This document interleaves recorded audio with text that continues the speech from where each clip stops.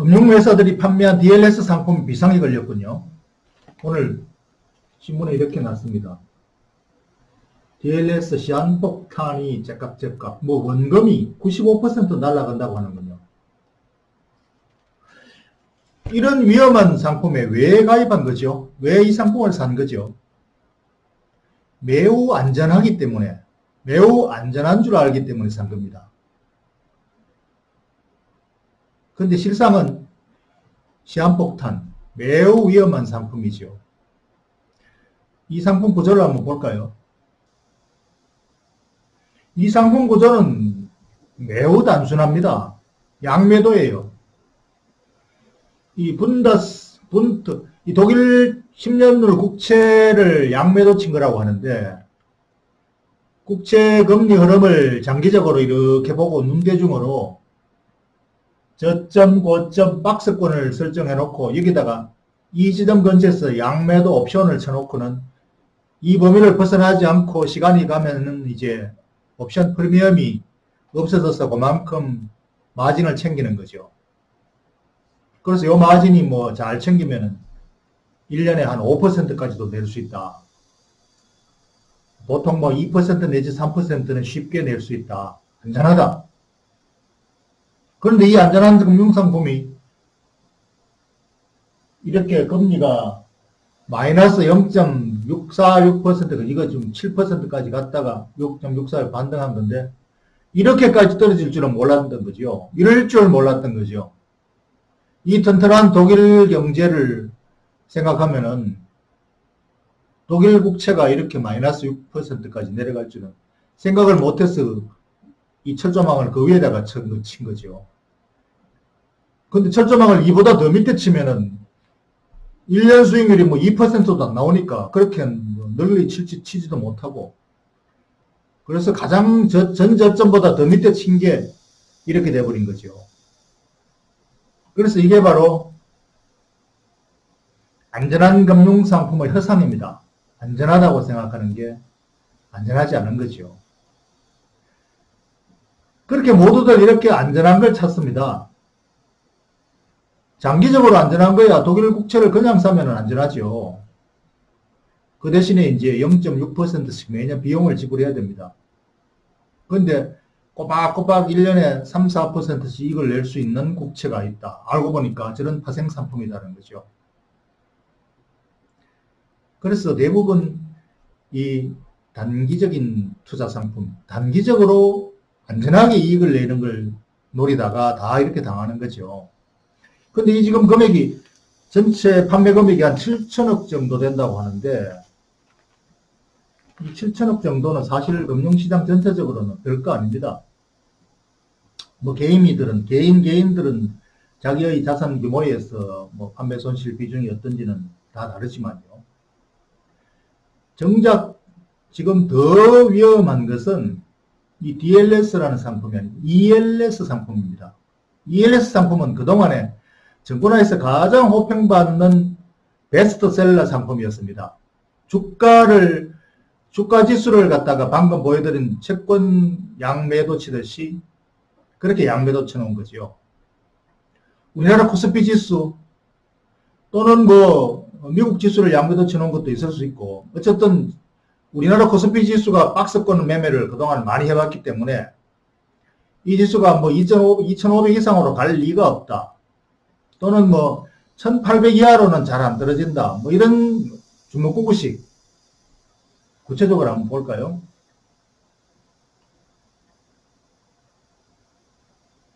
이 코스피 지수 장기 차트 그래프인데, 지난 7, 8년간 코스피 2000 주변으로 이렇게 횡보를 해봤죠. 최근에 작년에 2500까지 올라갔다가 다시 떨어졌습니다만, 어쨌든 지금 상단이 막혀 있고 하단도 어느 정도 저지선이 뭐 형성됐다. 이렇게 주먹구구식으로 눈대중으로 최저 어느 정도까지 이하로는 안 빠질 것 같다. 또는 얼마 이상은 절대로 안 간다. 뭐 이런 것들로 근거를 내가지고 ELS 금융상품을 만들었습니다. 그러니까 이 철조망을 좀 더 가깝게 치면은 수익률이 많이 올라가겠죠. 그 대신에 훨씬 더 위험해집니다. 그 경계선을 넘어가 버리면 손실이 나니까요. 그래서 이 ELS 금융상품도 보니까 뭐 정권에서 제가 한번 탐방해서 물어보니까 잘하면 5%, 1년에 5% 정도 낸다고 하는군요. 잘하면. 잘못하면은 원금이 반토막 날 수도 있고 원금이 날아갈 수도 있고, 그러니까 잘하면 5%, 잘못하면 원금이 날아가는, 이게 안전한 상품일까요, 이게? 그런데 이 안전한 상품에 가입한 금액이 지금 몇 조인지 통계 자료를 봐야 알겠지만, 어쨌든 그동안 언론사에서 나온, 뉴스로서 나온, 얼핏 나온 통계 자료로 보면은 증권사 한 회사당 1조 이상 판 회사가 많아요. 한 회사당 1조면은 전체 우리나라 증권사가 몇십 개나 되는데 몇십 조가 될지 모릅니다. 이것도 지금 역시 마찬가지 운명입니다. 만약에 코스피 지수가 그들이 쳐놓은 금을 박스권 이하로 이탈해버리면은 원금이 다 날아가는 거예요. 또 위로 가면은 또 그렇고. 이 증권사들이 이것을 방어하기 위해서 박스권 매매를 열심히 합니다. 증권사, 투신사, 자산운용사들이. 그러나 이 박스권 매매를 상단에서 더 나아가지 못하게 공매도를 치거나 선물 매도를 쳐서 막아낼 수는 있습니다. 위로 올라가는 힘이 굉장히 강력하지 않은 경우에는. 그러나 아랫방향으로는 막아낼 방법이 없습니다. 공포매도로 마구마구 팔아치우기 시작하면 그것을 막아낼 수가 없는 거예요. 그래서 설마 코스피가 1800 이하로 갈까? 거기다가 하단 박스권을 설정해놨다? 안전하지 않습니다. 그래서 이 상품도 굉장히 위험하고, 지금 이 DLS 상품 이만큼 위험할 수가 있습니다. 그런데 이거를 안전한 상품이라고 큰손 고객들이 그동안에 엄청나게 구매를 했습니다. 제가 지난번 동영상에 증권사 ELS 상품 절대로 사지 말라고 한번 방송한 적이 있습니다. 지금 DLS가 이렇게 드디어 이렇게 문제가 되기 시작하는군요. 그래서 다시 한번 이 ELS 상품 좋아하지 마십시오.